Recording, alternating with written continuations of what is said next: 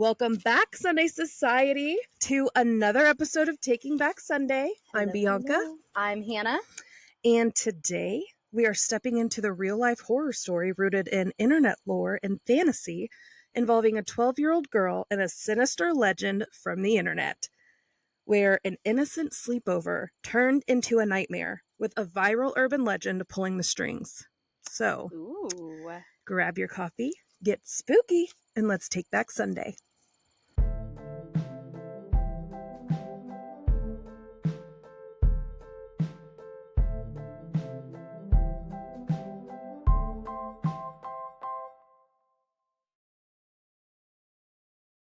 Hey, Bianca. Hey, Hannah. So, real quick, we have to tell everybody. So, it's October 2nd when we're recording this. Spooky. The Royals just won another game, so we're moving on up, and we're headed to another World Series. To the Yankees. Yeah, girl, to the Yankees.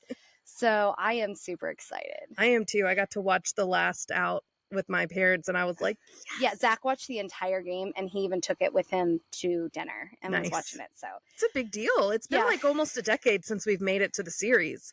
Yeah, Neil said something about if they make it to the World Series, like not win, but if they make it, he has a $25 bet that will be a very big amount of money, but to win.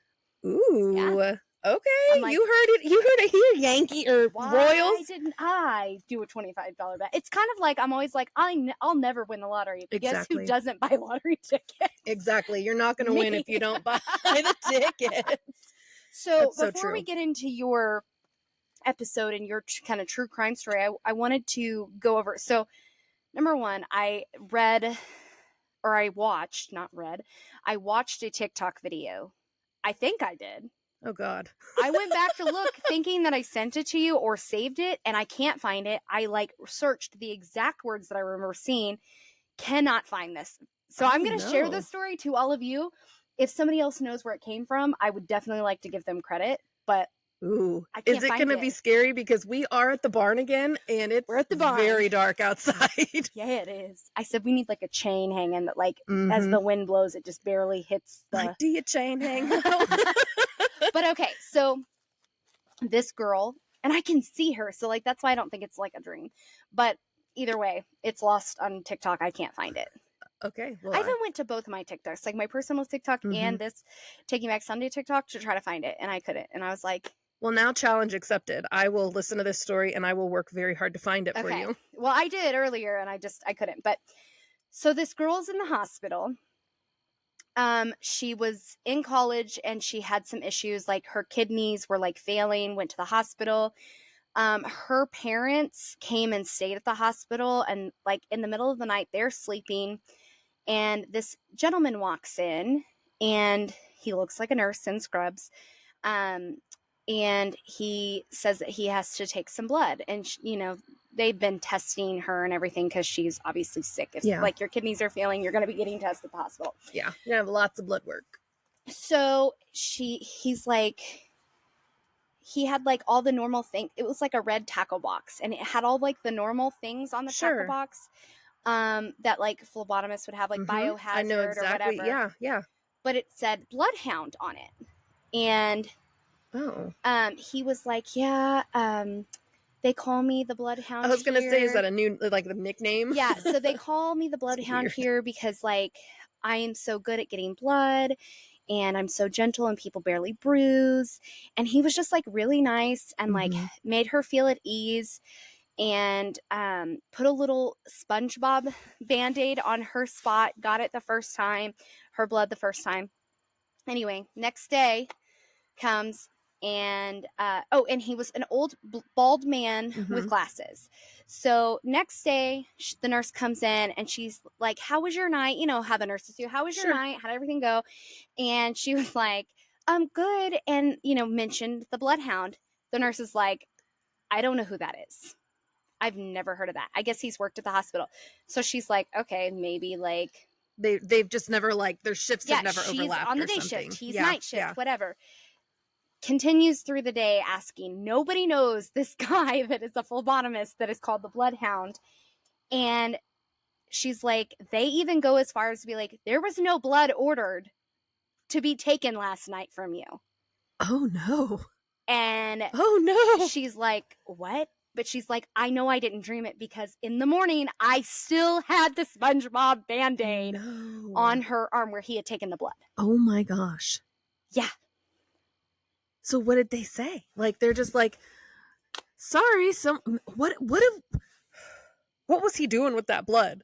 Like, is he selling it? Is he the bloodhound because he's like right selling it on the freaking markets? Like, so like he could be a vampire. Yeah. There's been a lot of TikToks recently about vampires.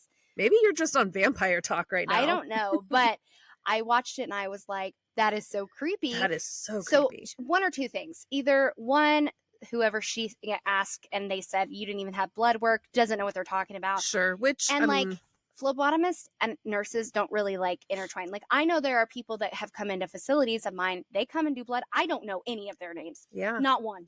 They come in, they do their job, and they're out. Like, your bloodhound is in and out, and you don't even know you got one. Yeah. So, like, that could be a possibility. Or he's a vampire. Jesus. Oh, my or gosh. some creepy person that comes into the hospitals and steals people's blood. I don't know. That's terrifying. But it was... Any of those scenarios. It was good. And I wanted to find it because I wanted to, like, mention, like, who she was on TikTok and her story so people could go listen to it, because I'm sure I didn't tell it as good as she does.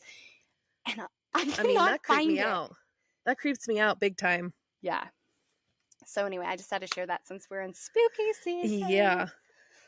Oh, I don't know what I would do, man. Like, if the next day they're like, LOL, you didn't actually have blood and we don't have a bloodhound. Beagles only. Yeah. And she was like, wait, what? But she was like, I know it wasn't a dream because of that Band-Aid. Yeah. And I'm guessing she got better. Oh, yeah. I mean, it sounds like she recovered. Yeah. Yeah. Well, thanks for leading up with a scary story, because the story that I have for you today is... I'm so excited. Girl, I love not having to do the hard work, and I get to listen. Just enjoy it. This is definitely hard work. Like, running a podcast is hard work, but doing like the research on these cases is hard for multiple reasons. Like, it's hard, just at the surface level because it's a lot of research. Mm-hmm. It's also mentally taxing because these are such sad cases. Like, you told a story where 28 children were murdered. Yeah. That's horrific. That it takes, in this one, there's just there's a couple different factors where it's like, gosh, there's a lot of reasons why it's so sad. Yeah. But fortunately, my story has a survivor. Oh, so I like that. This is a survivor tale. I love that. So I do want to start by asking you, did you ever believe in myths or urban legends when you were a kid? We talked about the Candyman and Bloody Mary last week, but were there any others that you believed in? Like, the story about the man with the hook for a hand that would get the lovers on Lover's Lane and like scratch it down the side of the car, or like the boogeyman. When I was really little, like, there was this story that my brothers would tell me about somebody like looking for the golden arm. Like, where's my golden arm? And I literally jumped over like this grill like little thing because I was terrified. But like, I don't feel like I'm trying to think of like, I don't know. I'm scared of the dark. So like same, and we're recording in the dark. I'm scared of a lot of things. I don't know if there's a specific myth, but like, or like urban legend. I don't know. Like, I don't remember actually like doing the like Bloody Mary thing, but yeah, I didn't really ever do that either. I don't really think that I believed in any of the urban legends or like the myths. I know that I believed in aliens when I was little. I believed in ghosts. Because they're real. The CIA has come out and told us. It's true. It's true. Take the test. Take the test. Check the receipts from the CIA. They're real. And I also believed in and I still kind of believe in like cryptids like Bigfoot and the Loch Ness Monster. I believe in things like that. The Mothman, my goodness, we should talk about the Mothman, but not outside because that is terrifying. Don't even know what you're talking about. Oh my gosh. But don't tell me. Well, today's case, no, you don't. Today's case is centered around one of those mythical characters, and I want to know if you've ever heard of the Slender Man. Besides me telling you about this case a little bit. So you had said, like, you didn't say what it was. You just said you were doing the Slender Man or whatever. And then, like, when you said it, I kind of felt like I remembered something, like, on the news that mentioned, like, the Slender Man. It had to do with YouTube, maybe. But other than that, I don't I don't know. Well, I think to fully grasp like the intensity of this case, we should really give a little background to this specific creepypasta internet meme. And for context, creepypastas are short horror stories that are often in the form of like a fake eyewitness account that are easily shared on the internet. So it's literally a story that you can copy and paste. Gotcha. Basically, just a modern day urban legend that's spread on the internet instead of like campfire stories. Okay.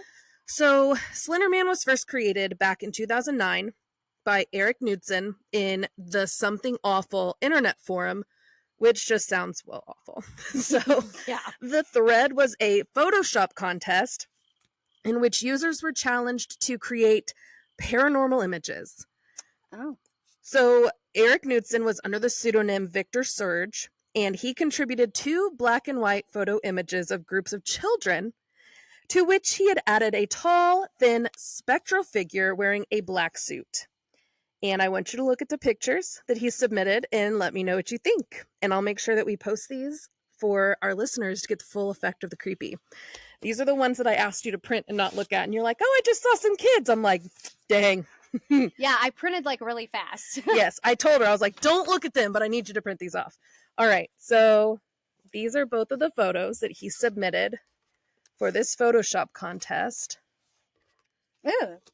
Okay, Right? I see this one. I don't see the one in this one. So it is a dark photo, but if you Is it look back here? yeah, like I'll send you the picture like via text, and you can see him better because it's not as dark on the background. Okay. Yeah, I definitely that one. It's got like long, All the arms, Yeah. it's freaking scary.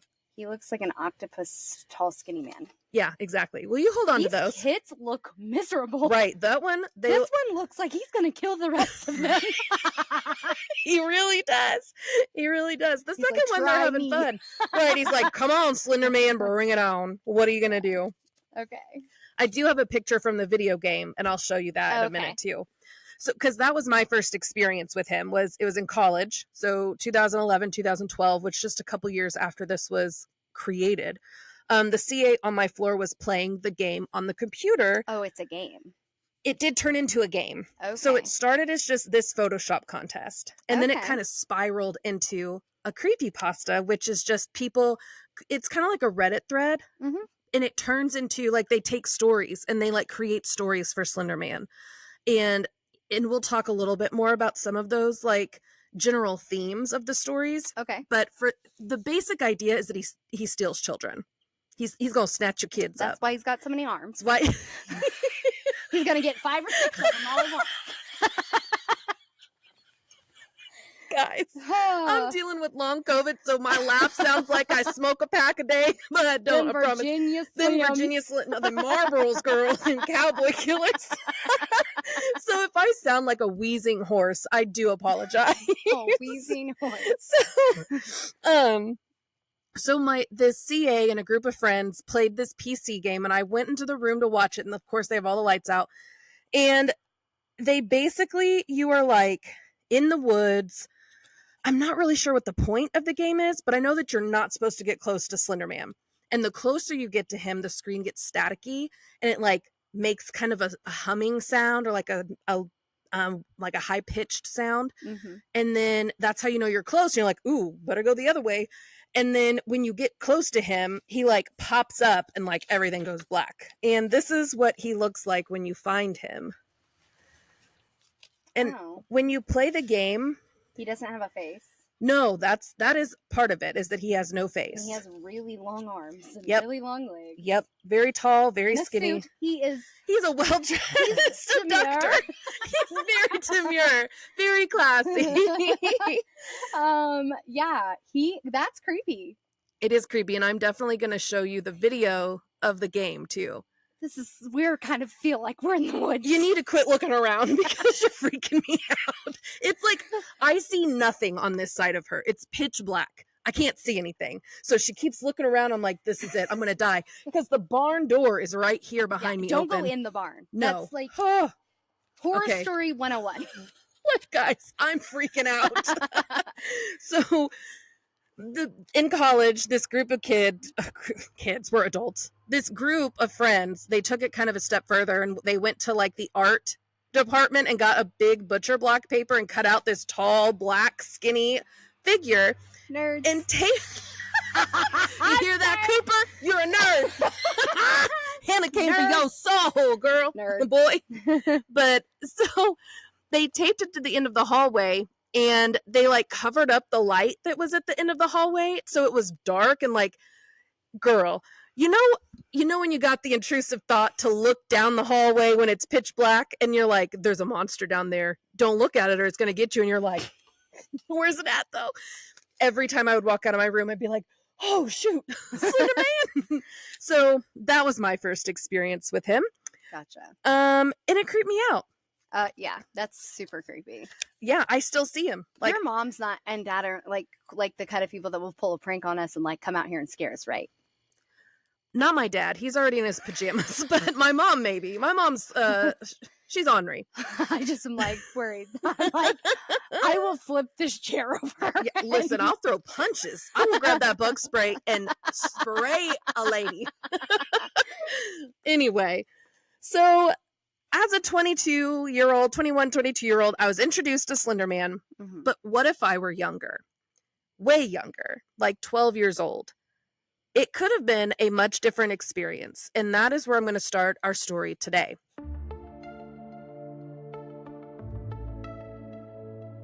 So we have been talking about how we want to give local business a little shout out. And so today our shout out and kind of ad is River Wild. It is a business on the corner of Franklin and 10th Street in Lexington, Missouri. It is a floral shop. They have a beautiful patio with lots of live music. I feel like almost every weekend right now. It seems like it. Yeah. It's such a vibe out there. The owner is Tracy Leach. She is my aunt. I'm a little partial. Aunt Tracy. She is a wonderful and so talented artist. And so she does art.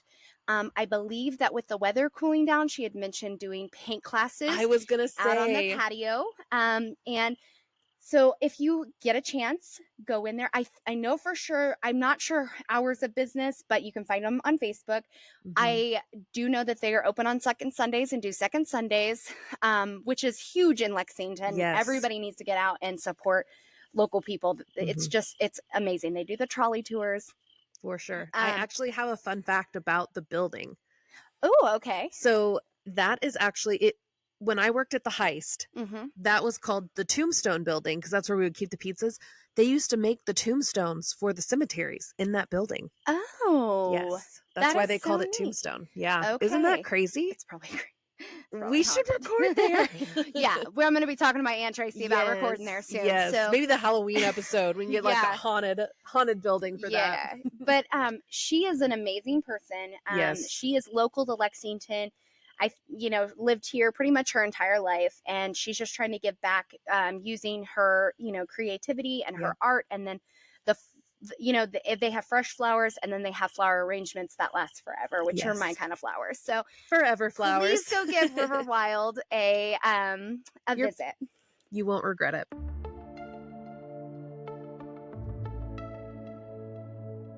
So in May of 2014, the nation heard the name Payton Leutner for the first time.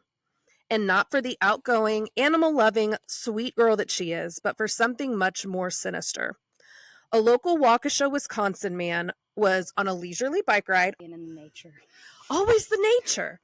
It's always the nature. So a local Waukesha man was on a leisurely bike ride, and he stumbles upon this horrific scene. A 12-year-old girl, Payton, was on the side of the road, covered in blood, fighting for her life. And I will say that a lot, fighting for her life. She eventually is able to say that she was stabbed by her best friends.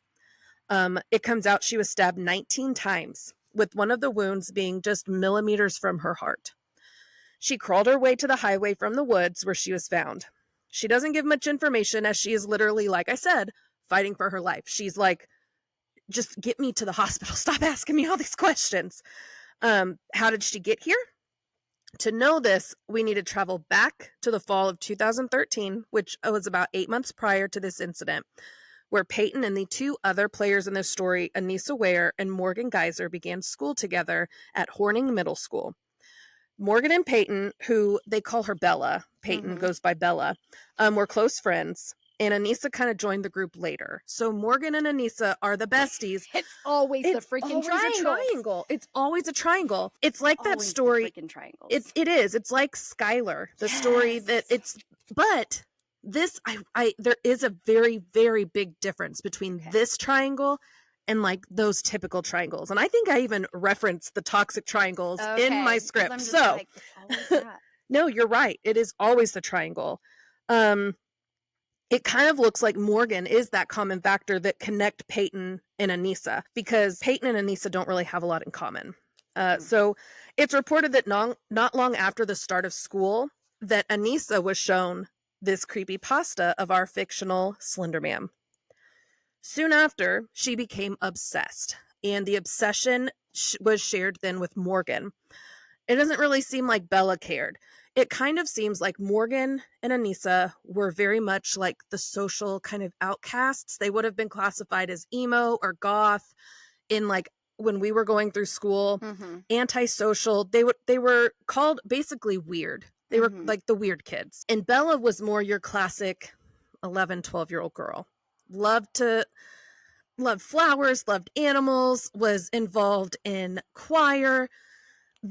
I've watched a video where she did like that ice bucket challenge. Like she was just she was at that age, just a genuine child who really just acted as if, everything was great in her life. But unfortunately, Morgan and Anissa both became obsessed with Slender Man and viewed him as real, and actually believed that they could and did have telepathic conversations with it.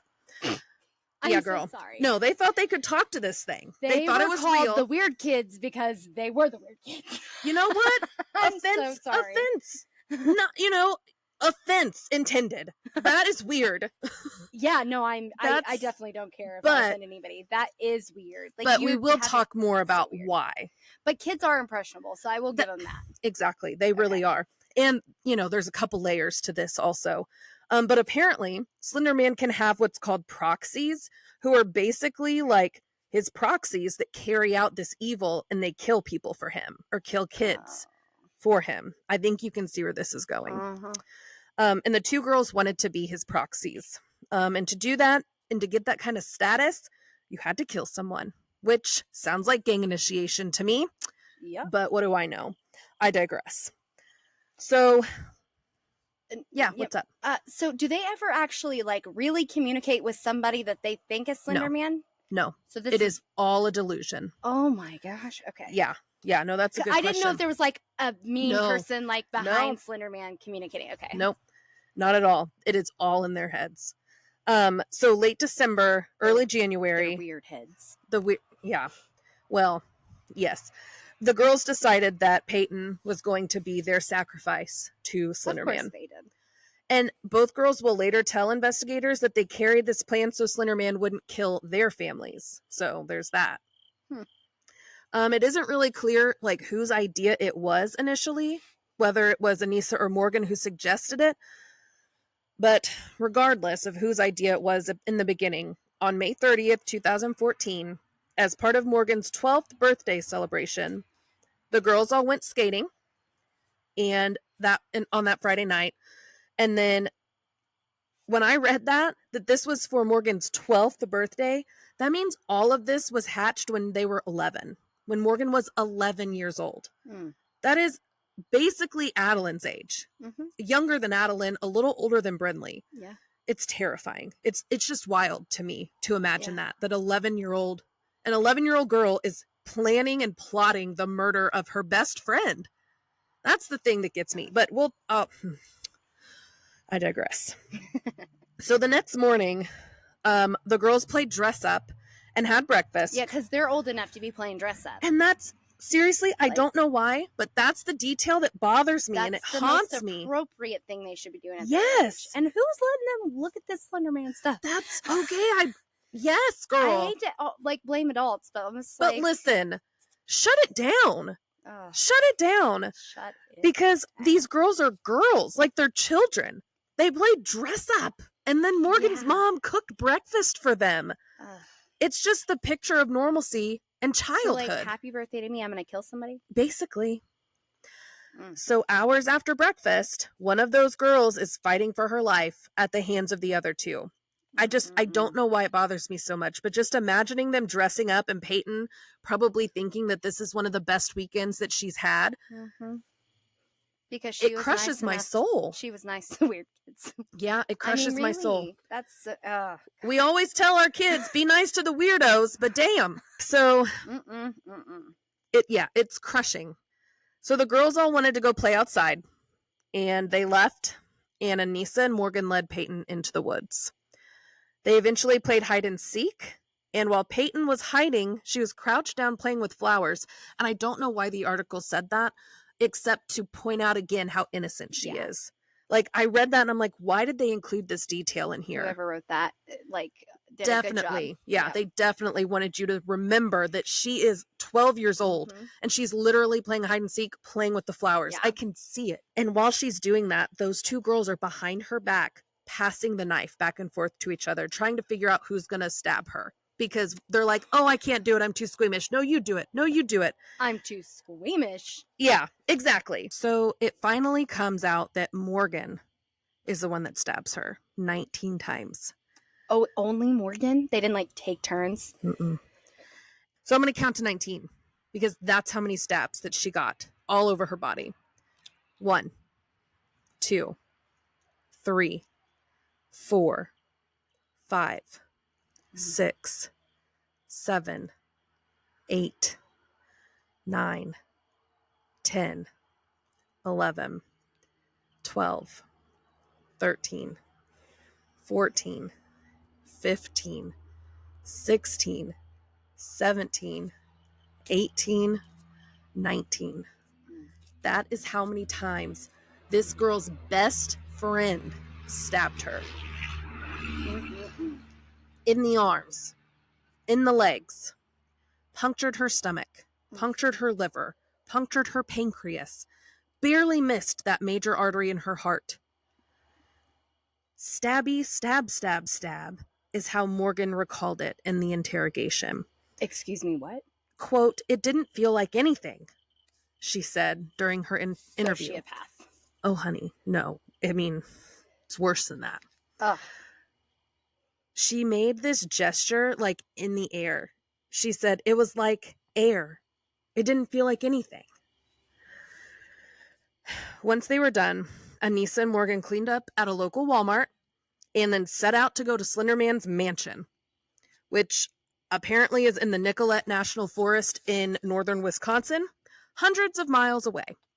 What? Let me restate that. They were going to walk hundreds of miles away to Slender Man's mansion after stabbing their friend 19 times. Ugh. Ugh. Yeah. Not long after that, maybe an hour or 2 hours, the girls were picked up by the police because they were sitting along the side of the highway, still bloody, still with the murder weapon, well, the assault weapon, because she did not die. And I want to take a moment, and you mentioned this earlier, about how impressionable children are. And this creepypasta was literally almost just cut out of the internet and pasted into the reality of these two girls who acted so violently in the name of lore. Slender Man was literally created as part of a Photoshop contest. Yeah. Photoshop. Had no, like, again, No it's substantial. no one's, like, behind this person telling kids to do bad things. No. And that's like where I thought we were going with the Slender Man. I'm going to be honest. Yeah, no. You and I know that Photoshop means it's not real, and because we're adults. But kids believe often everything they see without any discernment. And I absolutely hate that this was accessible to them, and we talked about this, because they clearly did not have the mental capacity to understand the difference between fact and fiction. And part of the lore with Slender Man was twisted to paint this tall being as a, quote, savior of sorts, rather than someone who steals kids away for death, but to rather steal them away from, like, abusive situations or from, like, bad home lives or bad lives type thing. Like Peter Pan. Yeah. A real tall, nicely dressed Peter Pan with a lot of arms and no face. Yeah. And I guess that makes sense as to why they would have wanted to believe in this, because they kind of were social outcasts. And maybe they were hoping to be saved and be accepted somewhere. But anyway. They were accepted, though. That's the thing. Payton accepted them, and she was their friend, and they tried to kill her. They really did. Ugh. When Brinley tells me you have no friends, I'm going to be like, this is why. This is why. They could be trying to kill you. This is exactly. And I do have friends. Right. Bye, Brinley. She's so judgy. She is. Okay, so after the girls are arrested, they're put into separate rooms, of course, and interrogated. And if you want to watch something that will make your blood run cold, please go watch those interviews. There is just a dissociation and like separation from these horrific events that unfolded just hours earlier. Eventually, Anissa asks, "Where's Bella's body now?" Assuming she had died. And she's told that Bella is in the hospital and in surgery. And that seems to like take this weight off of Anissa. And she's like, "Oh, well, am I going to be able to go back to school because I haven't missed a day since 3rd grade?" That's what she's worried about. And I think that statement right there speaks to her mental state. Yeah. She really thought that because Payton didn't die, she was going to be able to just go back to life as it was. Unfortunately, even though she isn't the one that stabbed her, she was there. I think that she was the one behind it. I really do. That's my opinion. And that's because she's the one that got introduced to this thing first. She was the newcomer into this group. She did not come with other friends, you know?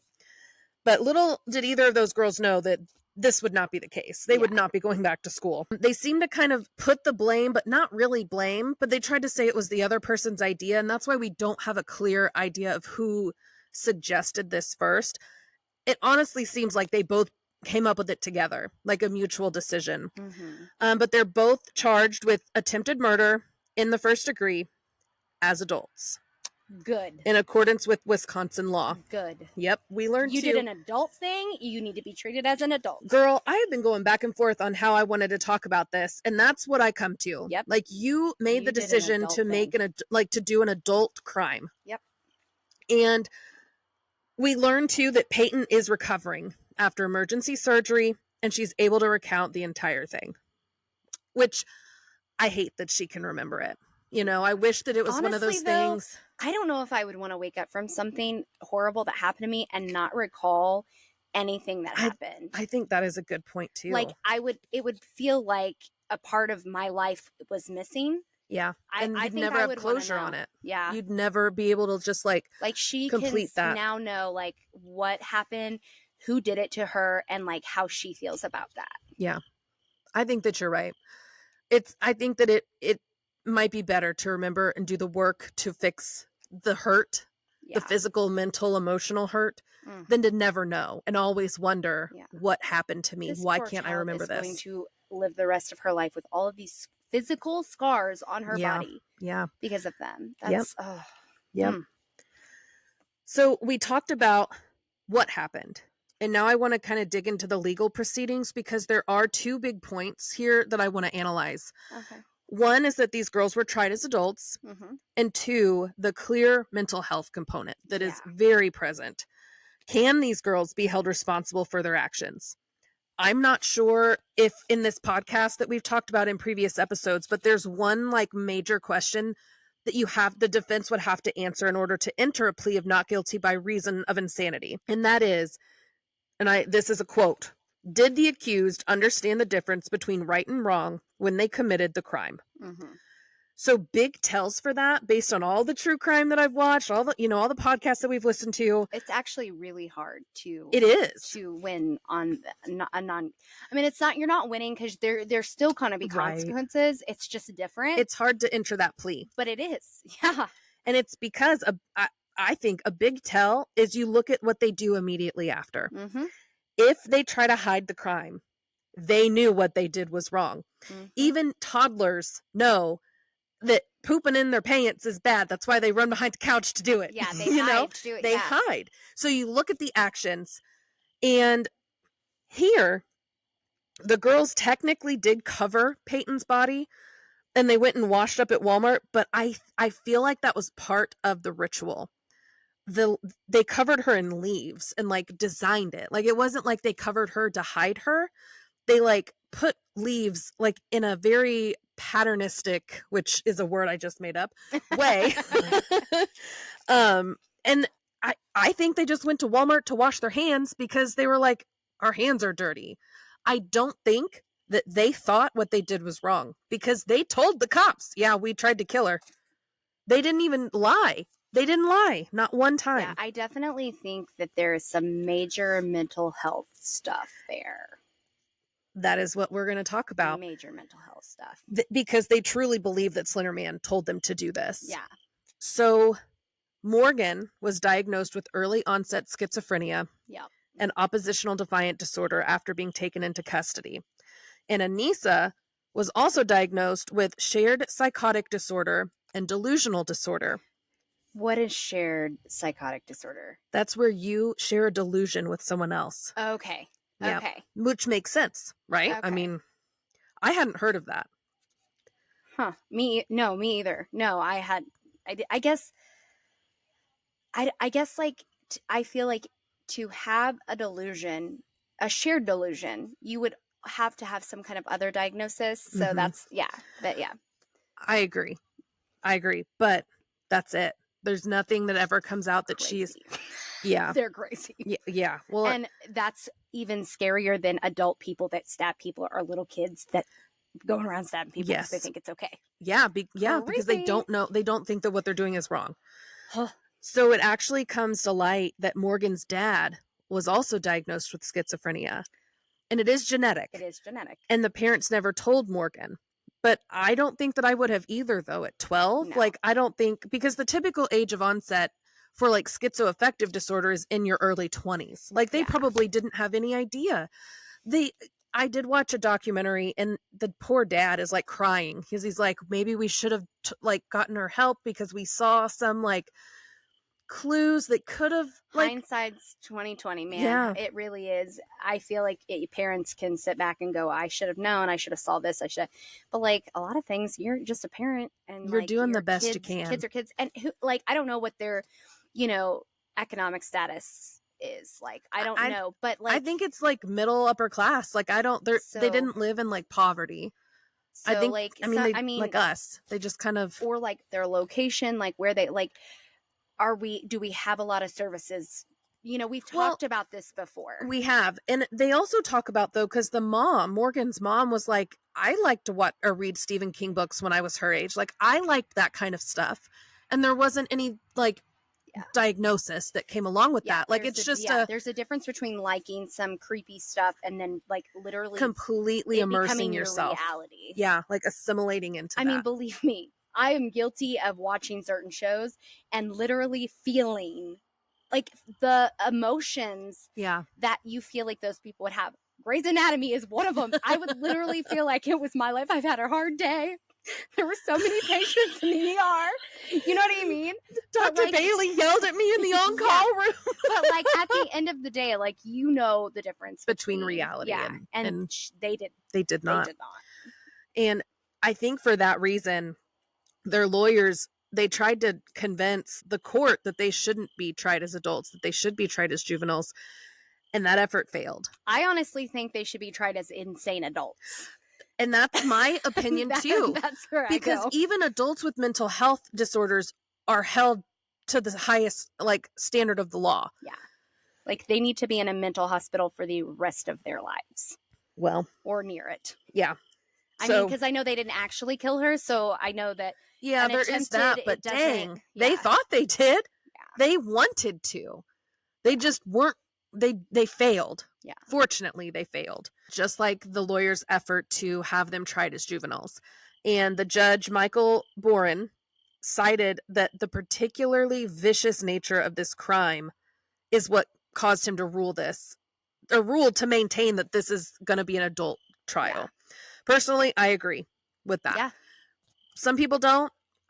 I don't think that mental health excuses actions regardless of your age, because if we had an adult with schizophrenia and ODD who did this, they would be tried just the same. Like, yeah, you did you goofed. You done messed up. Yeah.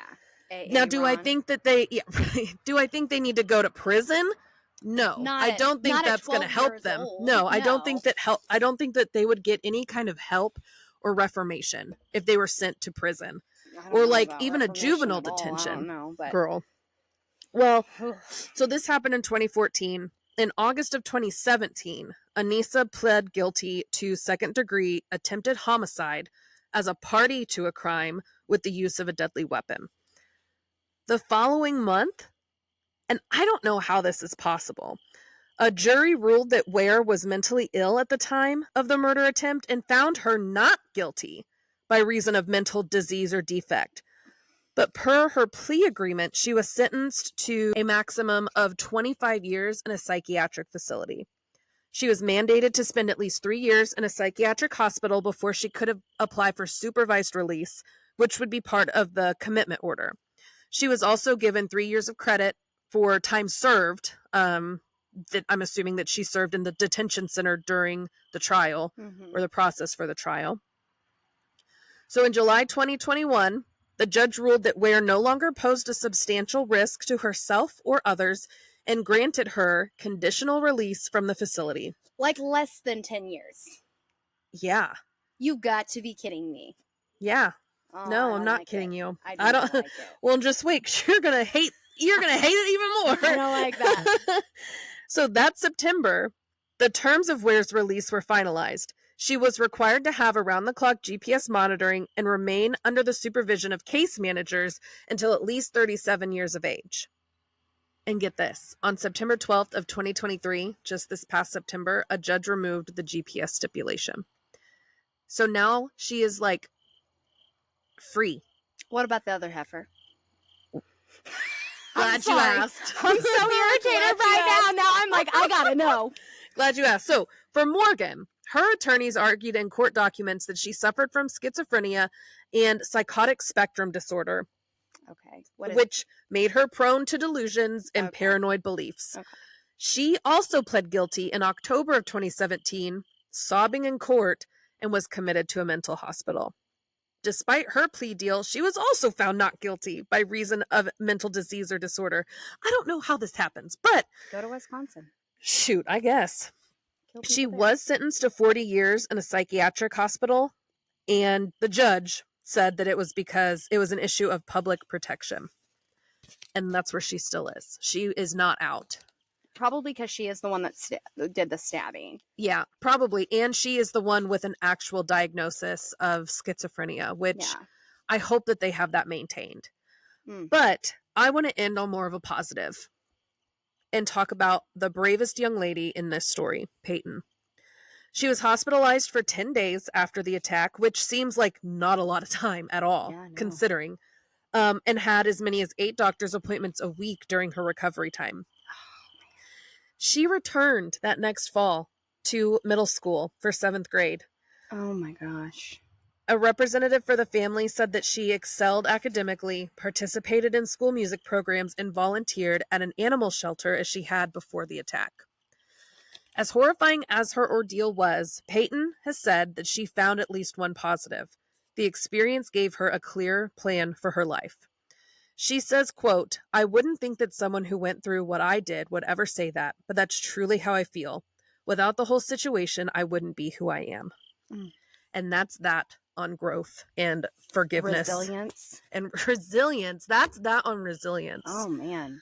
So that is our story of Payton Leutner and how she survived this horrific ordeal at the hands of 2 people that she considered her closest friends because of an internet Photoshop contest monster. That is crazy. Yeah. I literally thought that this was going to be someone talking and like... because that happens too. I feel like that was something. Oh, I'm sure that it was. Momo or some stupid... Oh, that thing gives me... That is nightmare fuel for real. So, like, where they say to do bad things. Yeah, yeah. But I think it was to yourself. I think it was to harm Oh, yourself. that's right. I think And that you I are think right. I'm mixing those. That's what I think I remember hearing about on the news was the Maybe. Momo That was thing. a YouTube thing. You are right. So, so I want to share. It's not even close to the same thing, but it's along the lines of a kid. Um, I won't even say where or how, but in my time at working with youth, Mm-hmm. I came across a kid who, at the age of 12, shot his grandfather in the head. Oh my God. And when they asked, and it did just like graze grandpa's head, so it didn't actually kill Oh, him. well, thank the Lord. Yeah, but when they asked him why, he was mad because he took away his video game. I have heard those types of stories And before. you're just like, do what? I'm sorry, what now? And it's crazy that kids can do it because so they are kids It's and because they do not have the capacity to understand long-term things. That is why I consequences. seriously Yes. feel like drinking, like marijuana is legal now. Like those kind of things should not be allowed until you're 25 because your brain is then fully developed. And even then, I have found that some men's brains are not fully developed and women. Yeah. But also, kids don't know how to regulate their emotions. Yeah. But like what takes a normal child or a child, and you either have a child who gets mad and stomps off through the room and says, I hate this, like my child, or one that goes and grabs a gun and like tries to shoot you, or these girls that are like, we're gonna kill our friend. Like, how are there? I mean, it's got to be the mental health aspect. I think that there are a lot of factors, and I think that mental health is a huge one. I really appreciate this episode. Yeah, because I feel like it's the creepy, but it's also like some major, like our court system and how things work, and it had a little bit of everything. I like it. And a survivor at the end. And a survivor. Which, I won't lie, I forgot that she survived until I started doing the research. Really? And I was like, thank you, Jesus, that I didn't bring up the toxic triangles. So that's what I wanted to circle back to, is I don't think this was a toxic triangle that, like, I want to be your bestie and I want to be your mental health. Yeah, it was more just that shared delusion of Slender Man. And maybe, Anissa had some nefarious motives by befriending Morgan, like after she befriended Morgan, and she's like, I want to get Bella out of the picture because she's not like us. Yeah. Maybe those types of conversations happened, but I think at the root of it, that wasn't the motive. Yeah. I hope she's a motivational speaker. Like, I hope Payton. I hope Payton is a motivation. No, neither one of those other psychopaths. I was like, Anissa? Okay. No, I hope Payton is a motivational speaker and goes and talks to people about, how resilient. And resilience is such an awesome quality to have, but it also makes me sad that people have to have resilience. Yeah. So it's like, because that you can't get resilience from a nice, peaceful. But yeah, I hope that she is able to go and to speak and to inspire people that maybe have went through things, hard things, maybe not similar things. But hard things. Yeah. A huge setback. Yeah. Cause I feel like if somebody came and like talked when we were younger about like something like that, things that maybe I was going through then, I'd be like, wow, if she can get through that, like I can get through science homework. Or, I can get through some kids, I can get through having my parents that are maybe not involved or they fight all the time or whatever. Like there's always a way to move through and become better from it. I think that's awesome. Yeah. Because there's always something to be thankful for at the end of the day. Gosh, I literally said that to somebody today. I was actually going to say, I feel like that would be something positive to end on. Like, what are 3 things that you're thankful for this week? Or like, what's one thing that's happened so far this week, because it's Wednesday, that you've been like, this was an amazing, this refilled my cup, or this was a good thing. So I am super thankful for my new job and the people that I am surrounded with at work. I absolutely love my residents and just their families. And I don't know, even the little ones that, you know, have the memory issues, they just brighten my day. I love talking to somebody who's delightfully confused. So anytime. What a great way to describe that. I feel like I have been delightfully confused since I got COVID a month ago. I don't remember anything. I am thankful that for the first time in a few days, I was able to eat a meal and feel good because I've been having stomach issues and not feeling the best. So I'm really thankful for that. We had New Mexican tonight and it was delicious. We love New Mexican. That's what it's called. I don't even know what the actual restaurant's called. We just call it New Mexican. It's like, I don't know. No, I don't even know. Right. Pretend. We don't know. I'm super thankful that I had enough time today to listen to our friends at That's How You Feel podcast. Yes. And they are. I absolutely loved their newest episode. If you enjoy podcasts, please give them a listen. We've talked about it. They have gone viral for the wrong reasons. They addressed it and it came out today and I was so waiting for it. And now they have shirts that say Kiwis are on sale. I know. I love that so much. And it's limited, so you got to get it any way you can. A limited release. My favorite part of it was just all of the different TikTok things. They're opening like the video or whatever. Kiwis are on sale. Kiwis are on sale. Kiwis are on sale. And then he goes, okay, let's talk about it. And I was like, yes, I am so glad. Congratulations that you finally addressed it. It needed to happen. It did need to happen. It's going viral still. Yeah. But like at the end of the day, he doesn't seem bothered by it, which is good because I would have felt like because I would have wanted to hide under a rock. Yeah, because I was like, I wonder how he's feeling like mentally, like if it's really starting to weigh on him, or if he's like, you know, the celebrities are like, I don't even look at the tabloids anymore, and he's like, I don't even read the comments. The Kardashians do. They've been talking about that stuff all the time. They care what you have to say. That's true. But yeah, I really, really enjoyed that today. And they gave us a shout out, and I thought that was so nice. So we're giving them a second shout out. Yeah. Well, Bianca, I really appreciate the episode. I feel like it was not only kind of pulled at my heartstrings, made me angry. It was a lot. I was on an emotional roller coaster. A glass case of emotions. It really made me think, just about a lot of different things. And I love that it had a survivor because a lot of these stories that we talk about with true crime do not. They just don't. I know. And I liked that we did that Survivor series last year. Yes. That was, I think, one of my favorite things because we got to talk about like how BA all those people were. Yes. Yeah. And if you haven't heard those, please go back. Again, we are on Spotify.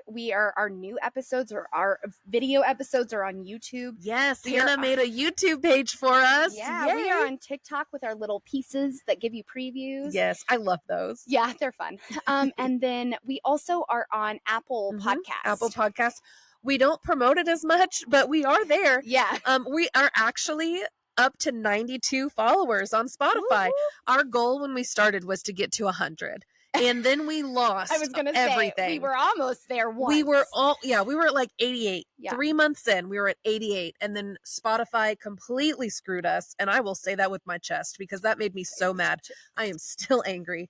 But we are now finally back up to 92. And if we get to 100, we are treating ourselves to sushi. Yeah, it has been our goal for a whole year. And you know what? We did not recognize our 1 year anniversary in like August whenever we met it because we weren't recording.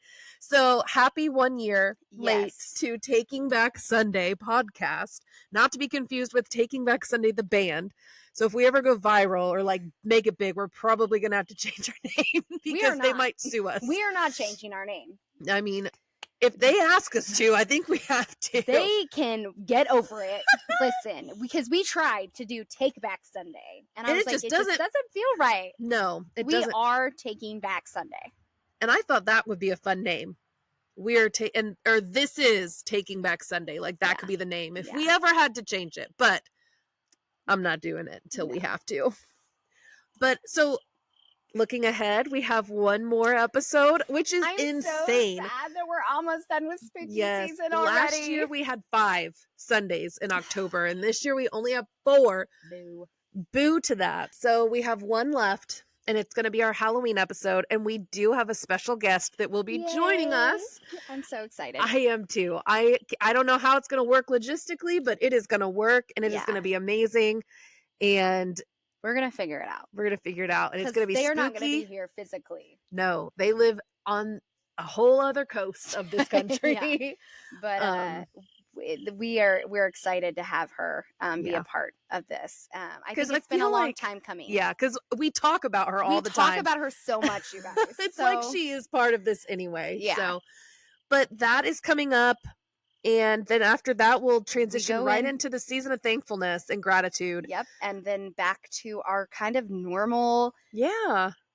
Because we did hot takes summer and we did hot takes all topics summer, summer long. We've done spooky season, spooky all season long. Yeah. And then we go back to where we kind of our regularly scheduled broadcast. Yeah. I'm excited. We do have some really cool episodes kind of scheduled for this season. Yeah. Not to brag, but your idea about like the evolution of slang, that's going to be a fun episode. I am so ready. So be ready for that. We're going to talk all things slang, and I think that's at some point in November even. So I am really excited. Bring your urban dictionaries to that episode because we won't know what we're talking about either. Yeah, I still don't understand what half of these kids are saying to me. Skibbity toilet, Riz. What's the skibbity toilet thing? I love it. I love it so much. Well, thank you guys for joining us. We look forward to this every single time. We do. I think sometimes, with our busy schedules, it gets overwhelming. But as soon as I sit down in front of this mic, immediately I feel at home. Yeah. And I agree. I feel the same way. Yeah. So, and we honestly wouldn't do it if we were the only people watching. So we appreciate the people that care. And honestly, Mrs. Crossan said to Zach that we need to get some episodes out. So. Well, Allison, we will have an episode soon. I do not call her Allison. I don't either. It felt weird. It felt very weird just now. All right. So you want to take us out? Sure. I'm Bianca. And I'm Hannah. And we are Taking Back Sunday.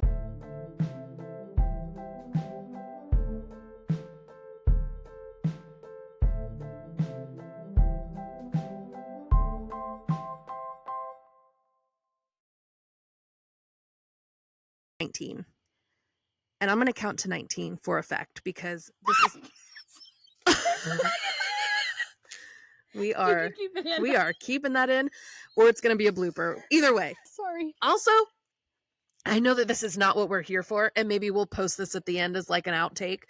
Really like that there was a point that Caleb made that the thing that bothered him the most was that the comment that like he didn't like his wife. And he was like, you know what? I didn't like her in that moment. Yeah. And that's okay. Yes. You don't always like people 100% of the time. Like my kids all the time. I always love them. And that's what he said. Yes. He was like, I love them. I love my wife. I love her 24/7. Yep. Like that's not a question. But do I like her all the time? No, that's impossible. I don't even like myself all the time. Well, and my thing, I guess, is that he said this. It was like 0.1% of that day was conveyed. And he was like, we were low-key fighting all day. And literally made it like their entire marriage. But that is one thing that I feel like we as people who put ourselves out there. Yeah. Whether you're on a podcast, you have a YouTube channel, kind of content. Whatever kind of content you're putting out there. If you're putting yourself out there, there are going to be people that will hear what you have to say and just then make assumptions and generalize what you're saying. Yeah. Hi, Jaeger. Jaeger, hi. You about just made me pee. Hi, baby. What are you doing? Hi. You ready for your debut? Oh my goodness, sweet boy. So sweet. Hello. Sweet boy. Hello. Oh, you're so cute. Scooby-Doo. Scooby-Dooby-Doo. Oh. Hi, sweet baby. Hi, sweet baby. See ya. Don't go in that barn. Bye. Well, that was Jaeger, everybody. He made a debut on the first episode that we recorded at the barn, but Bianca didn't hit record, so we didn't get to see him. We had to redo the whole thing. That's right. I was like, wait, I didn't see that in that episode. Yeah, no, it's because we weren't recording. I made a big goof. Did we ever talk about that? No, because I tried to, and you're like, "Welcome back. Let's get this party started." Yeah, And I was because like, I "I knew hate you were my in a life." mood, and I was like, I nope, was we're just going to keep frustrated. this energy. So the last time we were at the barn, The first episode of spooky season. we recorded an hour and a half of an amazing episode. Yeah. Perfection. It was great. And we realized afterwards that Bianca didn't push record. What are you gonna do? But we now know it counts down 5, 4, 3, 2, 1. Yep. And we're good. If we don't see the numbers, we ain't going. But yeah, I